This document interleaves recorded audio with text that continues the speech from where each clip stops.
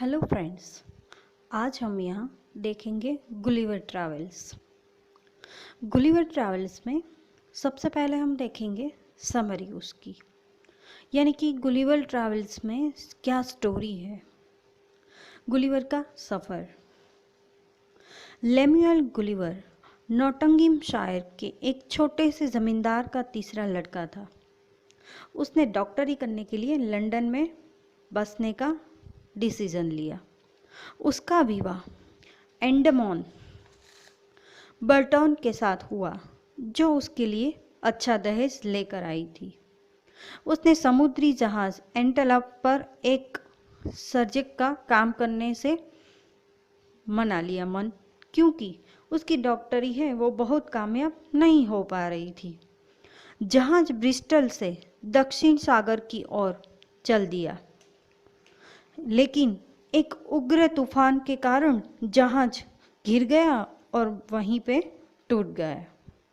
बहुत से नाविक मर गए, लेकिन गुलिवर तैरकर समुद्री तट पर पहुंचने में सफल हो गया। अब गुलिवर नींद से जब उठा तो वो स्वयं जंजीरों से बंधा हुआ पाया। बोनों की भीड़ ने उसे घेर लिया। वे सिर्फ 6 इंच ऊंचे थे। वे तीर चला रहे थे, जिनसे गुलिवर को काफ़ी कष्ट पहुंचा। उसे एक विशेष प्रकार की बनाई गई गाड़ी पर लिटा कर ले जाया गया। अपने दरबार के राजा वो अपने मंत्री के साथ देखने के लिए आए, और जब वो देखने के लिए आए तो उसे पहाड़ यानी कि विशाल मनुष्य का उपनाम दिया गया। राजा, रानी, युवा राजकुमार और राजकुमारियों ने गुलिवर की ओर हैरानी और आश्चर्य के साथ देखा। राजा ने उससे बात करने का प्रयत्न किया, लेकिन एक दूसरे की लैंग्वेज वो समझ नहीं पा रहे थे, इसलिए बात नहीं कर सकते थे। राजा ने गुलिवर के रहने और खाने का प्रबंध कर दिया। उसकी पूर्ण रूप से तलाशी ली गई और कुछ चीज़ें उनसे मिली, उसकी यादी बनाई गई। लोगों के लिए उसकी घड़ी बहुत हैरानी और आश्चर्य की वस्तु थी, क्योंकि वो 6 इंची थे और वो पहली बार ऐसा कोई विशाल यानी कि पहाड़ जैसा आदमी देख रहे थे। गुलिवर के अच्छे व्यवहार ने राजा और दरबार के लोगों का दिल जीत लिया। उसे आशा थी कि शीघ्र ही उसे मुक्त कर दिया जाएगा। अब वह उनकी लैंग्वेज समझ सकता था। लिलीपुट के लोगों के बीच एक ऐसी गतिविधि यानी कि कुछ ऐसा हो रहा था कि गुलिवर को समझना थोड़ा मुश्किल हो रहा था। ऊंचे पदों के सभी जमींदारों उम्मीदवारों को एक ऐसी कसी हुई रस्सी के ऊपर नृत्य करने की अपनी चतुराई सिद्ध करनी पड़ती थी। फिलनप और मुख्यमंत्रियों को भी एक ऐसी कसी हुई रस्सी पर नृत्य कर अपनी श्रेष्ठता को सिद्ध करना पड़ता था। उम्मीदवारों की चतुराई और श्रेष्ठता का निर्णय करने के लिए एक अन्य गतिविधि थी। उनका एक छड़ी के ऊपर से छलांग या नीचे से निकलना होता था, जिसे राजा अपने हाथ में पकड़ता था, और वो सब कंपटीशन में जो लोग जीतते थे उन्हें राजा इनाम देते थे। गुलिवर को कुछ शर्तों के साथ, जिन्हें मंत्रिमंडल के एक सदस्य बोलगोलब ने तैयार किया था, मुक्त कर दिया गया। वह मंत्री गुलिवर के प्रति शत्रुता रखता था। गुलिवर को उन शर्तों का पालन करना पड़ता था। उसे उतने भोजन और पानी उतना ही दिया जाता था जितना 1728 लिलीपुट के लोगों का पेट भर सकता था। मतलब इतना सारा खाना वो गुलिवर अकेला खा जाता था। राजधानी मिल्डेनोट के चारों ओर घूमने का अनुमति राजा ने दे दी थी उनको। एक शाही फरमान ने लोगों को गुलिवर के मार्ग यात्रा से दूर रहने और पहाड़ मानव से कुचल जाने से बचने को कहा गया। खिड़कियां और छतें गुलिवर को देखने के लिए भरी पड़ती थी। राजधानी में 500,000 व्यक्ति रह सकते थे। गुलिवर को देख महारानी शालीनता से मुस्कुरा दी थी। गुलिवर को पता चला कि देश के सामने दो खतरे थे। राजा स्वयं लिटिल इंडियंस से संबंधित था और वह पार्टी यह विश्वास रखती थी कि अंडों को छोटे सिरों से तोड़ना चाहिए, और विरोध पार्टी जो बिग इंडियंस थी वो यह विचार रखती थी कि सिरों को तोड़ने में बड़े पत्थरों का यूज़ करना चाहिए। इसके अतिरिक्त जो लोग ऊंची एड़ियों से जूते पहनते थे और नीची एड़ियों के जूते पहनते थे उनमें विवाद था। अब लिलीपुटेंस का विरोधी था बिलफ्यूज। सारे ब्रह्मांड में वही एक दूसरा साम्राज्य था। लिलीपुट में विरोधी पार्टी की लिलीपुट के शत्रु बिलफ्यूज के राजा के साथ सांठगांठ थी। बिलफ्यूज के सम्राट ने अब लिलीपुट पर चढ़ाई करने के लिए एक जहाजी बेड़ा तैयार कर लिया था, यानी कि बहुत सारे एक अच्छे बड़े जहाज तैयार कर लिए थे लिलीपुट के साथ युद्ध करने के लिए। गुलिवर ने लिलीपुट के सम्राट को सहायता का वचन दिया। गुलिवर 6 फुट गहरे चैनल जो दो साम्राज्य को अलग करता था पानी में से चलकर पार कर दिया, क्योंकि वो विशाल था, वो लोग छोटे थे। वह शत्रु के 50 बड़े जहाज लिलीपुट की ओर खींच लाने में सफल हुआ। सम्राट प्रसन्न हुए और उसने लिलीपुट में उस समय की सबसे उच्च सम्मान पद से उसे सुशोभित किया। सम्राट चाहता था कि गुलिवर बिलफ्यूज की सेना और साम्राज्य को संपूर्ण रूप से तबाह कर देगा। वह बिलफ्यूज पर एक वाइसरॉय के जरिए राज्य करना चाहता था। गुलिवर बिलफ्यूज को इतना नुकसान पहुंचाने के पक्ष में नहीं था, क्योंकि वो नुकसान पहुंचाना नहीं चाहता था और सम्राट उसे पसंद नहीं करता था। वह गुलिवर के प्रति ठंडा पड़ गया। जब गुलिवर ने बिलफ्यूज जाने की इच्छा जाहिर की तो राजा ने सिर्फ मौखिक आज्ञा ही प्रदान की। एक और घटना ने महारानी को गुलिवर से नाराज कर दिया। गुलिवर ने महारानी के भवन में लगी आग को बुझा था। वह महारानी जो उठाकर सुरक्षित रूप में बाहर ले आया था। महारानी को स्पर्श करने की कानूनी मनाही थी। इस प्रकार महारानी बहुत नाराज थी। फिलोनप ने राजा के कानों को भर दिया। गुलिवर इतना भोजन खा जाता है और उसके रखरखाव से भी देश की आर्थिक स्थिति दयनीय हो गई थी। उसे देश से बाहर निकाल देना चाहिए। एक दिन एक दरबार के लार्ड ने गुलिवर को सूचित कर दिया कि फिलोनप और बोलगोनप ने उसे विरुद्ध षड्यंत्र रचा था और उसके विरुद्ध महाभियोग का प्रस्ताव तैयार कर रहा था। उसके विरुद्ध आग बुझाते समय महारानी को छूने का अपराध, अपने बिलफिनोस के बाकी जहाजों को पकड़ने से इनकार कर दिया। उसने बिलफिनोस के राजदूत के साथ गुप्त मंत्रणाएं की थी। सम्राट ने उसे बिलफिनोस के लिए कोई औपचारिक अनुमति प्रदान नहीं की थी। गुलिवर को मारा ही नहीं जाएगा, लेकिन उसे आंखों से अंधा कर दिया जाएगा। मतलब कि वहाँ के जो मंत्रिमंडल वगैरह थे वो गुलिवर के विरुद्ध में बोलने लगे थे और उसके ऊपर इल्ज़ाम लगाने लगे थे। षड्यंत्र की प्रामाणिक सूचना मिलने के बाद गुलिवर ने वहाँ से बच निकलने और बिलफिनोस में शरण लेने का निर्णय लिया।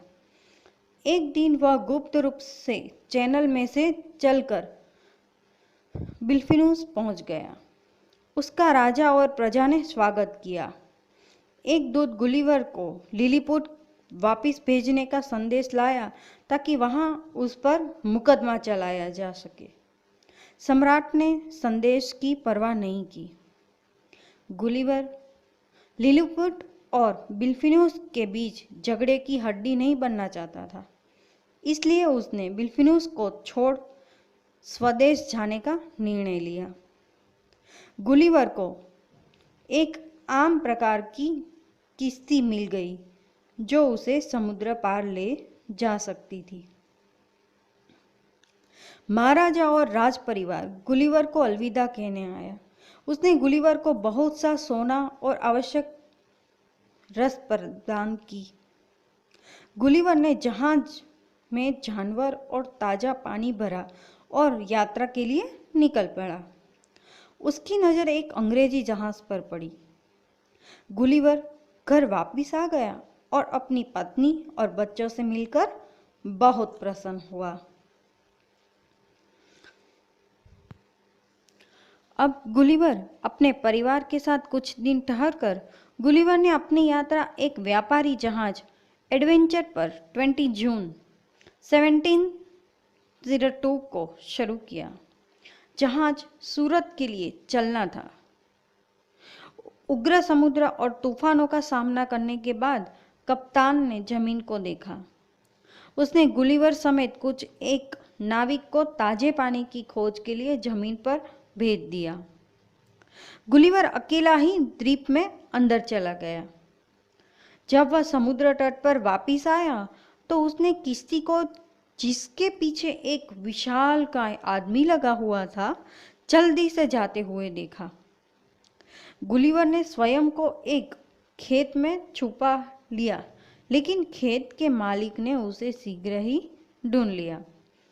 उसने गुलिवर की हाथों में उठा लिया और उसके साथ विनम्रता से व्यवहार किया। गुलिवर ने स्वयं को विशालकाय व्यक्तियों ब्रॉडबेंडिंग गैंगको नामक देश में पाया। भोजन पर गुलिवर ने 24 मीटर की एक तश्ती को देखा। बिल्ली भी बैल से 3 गुना आकार में बड़ी थी। गुलिवर ने एक माँ को अपनी छाती से दूध पिलाते देखा। उसकी छाती की सूचक गुलिवर के सिर से आधी थी। ब्रॉडिंगेंगो के लोग विकृत नहीं थे, लेकिन अपनी विशालकाय साइजों के कारण भद्दे लगते थे। एक किसान ने सुझाव दिया कि वह गुलिवर को लोगों के थोड़े पैसे लेकर काफी धन कमा सकता था। गुलिवर को अगले बाजार लगने वाले दिन को सार्वजनिक प्रदर्शन के लिए ले जाया गया। किसान की 9 ईयर की कन्या, जो लगभग 30 फुट ऊंची थी, गुलिवर पर मोहित थी। वह गुलिवर की नर्स के रूप में काम करती थी। किसान ने सार्वजनिक प्रदर्शनों के द्वारा बहुत सा पैसा कमा लिया। वह राजधानी आया। महारानी ने गुलिवर को देखा और उसने किसान से उसे 1000 सोने के सिक्कों में खरीद लिया। किसान की 9 ईयर की लड़की गुलिवर की नर्स के रूप में उसके साथ ही रही। राजा को हैरानी हुई कि गुलिवर जैसा छोटा प्राणी किस प्रकार पृथ्वी पर जिंदा रह सकता है। उसने गुलिवर के बारे में सलाह लेने के लिए 3 विद्वानों को बुलाया। वे इस नतीजे पर पहुंचे कि गुलिवर की प्रकृति की एक विलक्षणता, मतलब अनूठी चीज है। महारानी गुलिवर पर मोहित थी। जब गुलिवर भोजन करता था तो वह उसे देखती रहती थी। महारानी ने एक बोनो को एक पालतू के तौर पर महल में रख रखा था। बोना गुलिवर से ईर्ष्या करता था, क्योंकि महारानी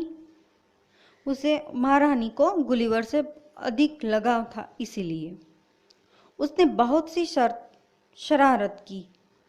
एक दिन उसने गुलिवर को एक बड़े क्रीम से भरे कटोरे में फेंक दिया। एक दूसरे मौके पर उसने एक सेब की टकनियों को हिला दिया। बड़े भारी गिरते हुए सेबों ने गुलिवर को घायल कर दिया। ब्रॉबडिंगनेंगो के देश अच्छी तरह बसा हुआ था। उसके अंदर 51 शहर, 100 दीवार बंद कस्बे और बड़ी संख्या में गांव थे। राजधानी रॉयल ब्लू ग्राउंड बीच में एक नदी के दोनों किनारों पर स्थिर थी। भिखारियों और कैंसर से पीड़ित एक स्त्री के वक्त के दृश्य काफी भयंकर थे। बहुत सी दुर्घटनाएं हुई। एक दिन यूरोप से आकार में 1800 गुना ओले अचानक ही गिर पड़े। गुलिवर बुरी तरह घायल हो गया। एक दिन कुत्ते ने गुलिवर को मुंह से पकड़ा और उसे अपने मालिक के पास ले गया। सौभाग्य से गुलिवर बच गया। दूसरे मौके पर एक बाज गुलिवर पर झपटा, लेकिन गुलिवर ने अपनी तलवार से अपनी रक्षा की। एक दिन एक बंदर उसे एक इमारत की छत पर ले गया और राजा के लोगों ने उसकी रक्षा की। उसने 15 दिन बिस्तर में बिताए। एक बार वह गोबर में आधा फंस गया और बड़ी मुश्किल से वो बचा और बाहर निकल पाया। राजा जो एक विद्वान था, उसने गुलिवर के देश और उसकी सरकार के बारे में बहुत से प्रश्न पूछे। गुलिवर ने बताया कि इंग्लैंड में संसद के 2 भाग हैं, हाउस ऑफ कॉमन्स और हाउस ऑफ लॉर्ड्स। सदस्यों को योग्यता और निपुणता के आधार पर चुना गया था। न्याय के लिए न्यायालय थे। राजा प्रभावित नहीं हुआ। उसे गुलिवर का देश षड्यंत्रों, विद्रोह, कत्लों, द्वेषों, लालसाओं और विद्वेषों से भरा एक ढेर लगा। वह उसके देशवासियों को छोटे से घृणित कीड़ों में नस्ल का मानता था। गुलिवर सोचता था कि राजा की नापसंदगी का दृष्टिकोण उसके बाकी के संसार से कटे हुए होने के कारण से था। उसने राजा को गन पाउडर बनाने की विधि सिखाने की पेशकश की। राजा भयभीत हो गया और वह इस प्रकार के इतने बड़े पैमाने पर विनाश करने वाले हथियारों को तैयार नहीं करना चाहता था। राजा सोचता था कि सरकार चलाने के लिए किसी भी पुस्तकों की आवश्यकता नहीं होती। जो भी 2 बाल अनाज की उगाना या जमीन के टुकड़ों पर 2 घास के तिनके उगाना जानता था, वह सब राजनीतिज्ञों को मिलाकर भी उनसे अधिक सेवा करता था, क्योंकि उसने वहां पहले ही 2 साल से अधिक बिता लिए थे। वह ब्रॉबडिंगनेंगे को छोड़ना चाहता था। एक विचित्र घटना घटी। एक बार राजा और महारानी समुद्र किनारे एक शहर में ठहरे हुए थे। आमतौर पर जैसे होता था, गुलिवर को एक यात्रा डिब्बे में रखा जाता था। एक विशाल आकार के बाज ने उस डिब्बे को घेरा, पकड़ा और उसे उड़ा ले गया। उस पर दूसरे बाजों ने हमला कर दिया और वह डिब्बा समुद्र में जा गिरा। सौभाग्यवश एक जहाज के कप्तान की गुलिवर पर नजर पड़ गई और उसने उसे जहाज के ऊपर उठा लिया। क्योंकि जहाज वही जा रहा था, तो कप्तान गुलिवर को अपने साथ इंग्लैंड ले आने के लिए तैयार हो गया। जब गुलिवर घर की ओर यात्रा कर रहा था, तो वह वृक्षों, पशुओं, घरों और लोगों के छोटे आकारों से ग्रस्त हुआ। उसे ऐसा लगा कि वह फिर से लिलीपुट में आ गया था। जब गुलिवर अपनी पत्नी और बच्चों से मिला, तो वो उसे बौने प्रतीत हो गए और वो बहुत खुश हो गया।